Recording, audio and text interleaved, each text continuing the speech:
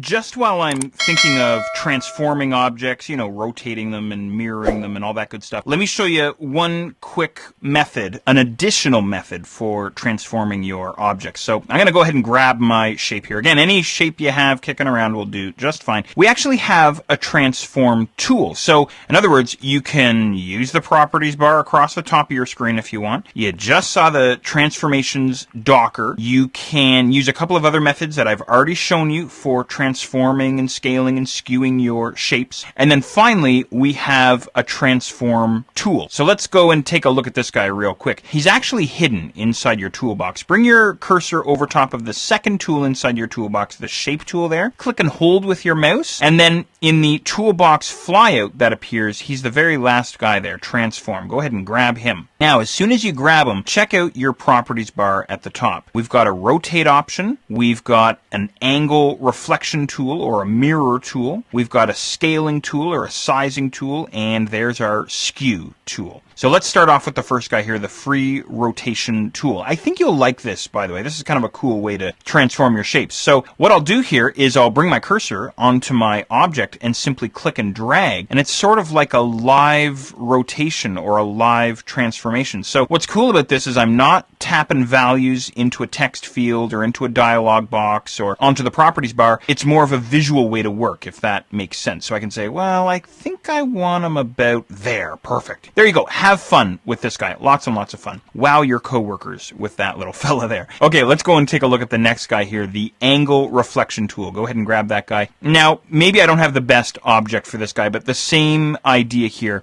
All you would do is click and drag with this guy, and it would flip the object for you. Now, again, I don't have the best example of a good shape to mirror, but you know, if you have some kind of a group of objects, maybe some kind of a pattern, imagine the pattern on your kitchen floor tiles or on your bathroom tiles, and you want to flip that pattern over and over and over again. That would be a much better example than this polygon that I've created here, but anyway, there you go. All right, let's grab the next guy here, our scale tool, or the free scale tool as they're calling it there. Once again, click and drag. Here's another way to go about scaling your shapes, right? A much more visual way, I guess you could say, to scale your shapes. Now, you can drag left and right like this, or you can drag up and down. It's entirely up to you. Or, of course, you can drag on a bit of a diagonal line, I guess you could say, a diagonal trajectory, if that makes sense. Anyway, there you go. You can monkey with that guy. Let's take a look at the last guy here, the free skew tool. And once again, click and drag, and now you're getting this skewing effect. So however you want to transform your objects is just fine by Corel's terms. You can use the tool if you want, you can use the docker if you want, you can use your property bar across the top, or any of the other methods that I've shown you.